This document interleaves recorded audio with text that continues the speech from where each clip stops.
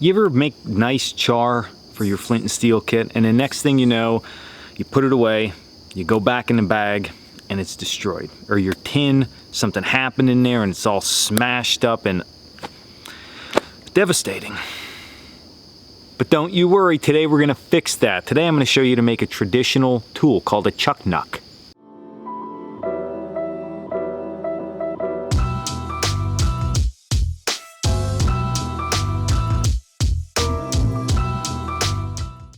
Now, I've made these in the past. We sell these on our website. I've used brass tube, copper tube, all kinds of different things to do this. But I was recently looking through an old Boy Scout manual.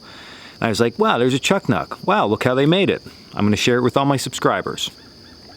Okay, I know, you're thinking, I don't even know what this thing's gonna do. Just bear with me, it has to do with flint and steel. You're gonna need two components. Number one, some type of old shell casing, maybe like the one you shot your first deer with if you're into rifle hunting. And then you're also going to need some cotton rope, okay? I have real thick stuff, that way I can break it down, but we'll get all into that. But first you need to take the bullet casing.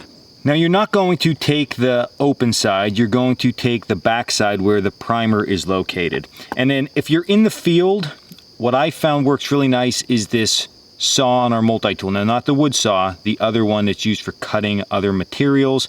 This works really nice if you're home, just use a hacksaw. And then what you want to do is go up above this back section right here, okay, where the primer's held. There's a lot of brass there, so don't cut in that groove, cut a little bit above that. And then what you're gonna do is just slowly begin to cut this thing.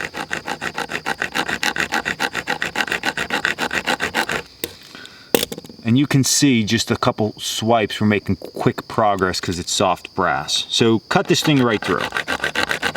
And then we are done. So you can see I have the open end where the bullet came out, and then the other end is cut. Now at this time I'm going to take my cotton rope.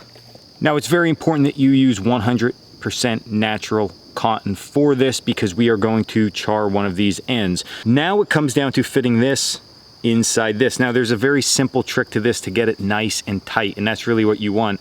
And that's to spin this fiber, okay, in one direction. And then what I do is I'll take some more cordage, like I have this bank line right here, and I'm going to just put a straight lash here. And then what I'm going to do is take my knife and I'm going to cut right above that to make it nice and clean. Just like that. Now I can feed the end of my bank line up through here. And then just spend a little bit of time working this up. And spin and work and spin and work and spin and work. And sometimes it's tight, but that's good. That's what you're looking for. So when I get that all done, okay, and that did take a little bit of work. I'm not gonna try to do any YouTube magic. That took a little bit of work to get that through. I probably could have used thinner cordage up here or did some other tricks, but it got the job done. So then once we have it pulled through, what we have is our bullet with a frayed side coming out the top, and the back side I just cut short. Now I like to take this back side and knot it. That way all the fibers aren't going all over the place and fraying out. And I can always open that up in the future if I would need to. But for now, I just want to make it look like this. Now at this point, we need to char the end of this. Now you can be like me and be a cheater with a lighter, or if your campfire is already going, then by all means just char it with your campfire. But we're gonna get this thing lit up right here with just a lighter. You wanna make sure that it's really burning really nice, okay? You really wanna make sure that all of that is charred. And then once you have this all charred, you need to be very gentle with this and slowly bring it back down into the bullet case. Now, if you bring it too far down past the neck, it's gonna fall out the backside. Okay, that's why we wanna make sure that we have a ton of material in here and it's nice and tight. So next time we need it, what we're gonna do is we're gonna twist this forward, and that is going to expose, which is still not out, but is going to expose that charred material. Okay, so I'm gonna back that off again. Just taking my time, okay? And I can smother it out on a bench or on the ground or on a rock, and then I can store it in my kit. Now what's nice with this at this point is the end of this is charred, but it's very protected. So I can lay this inside my char tin, I can lay it inside my pack, and I'm not gonna get my char busted up. Now let's go see if this thing actually works. Okay, so I have my chuck nuck now all set up inside my tin. What I'm gonna do now is start to throw some sparks down inside this. As soon as that gets ignited, I want to give it some oxygen to begin it burning. Now at this point, we're going to take this thing and transfer it over to our bird's nest. So all I'm going to do is lay this inside my bird's nest.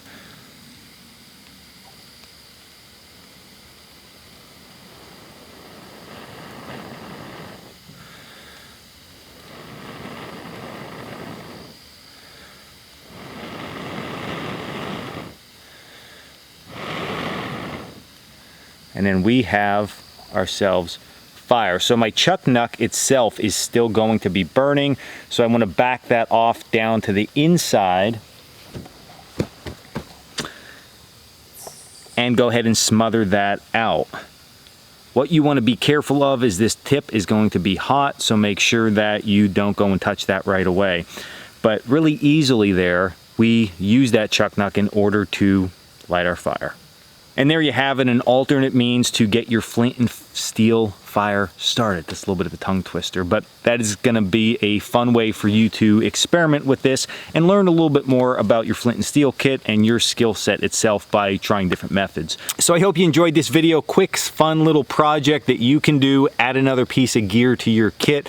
If you don't want to do one, we sell them over our website, but make your own. It's going to be fun. It's going to be an exciting day for you to go out, and then you can add this to your kit. What I really like about this is I keep my chuck nuck inside my char tin a lot.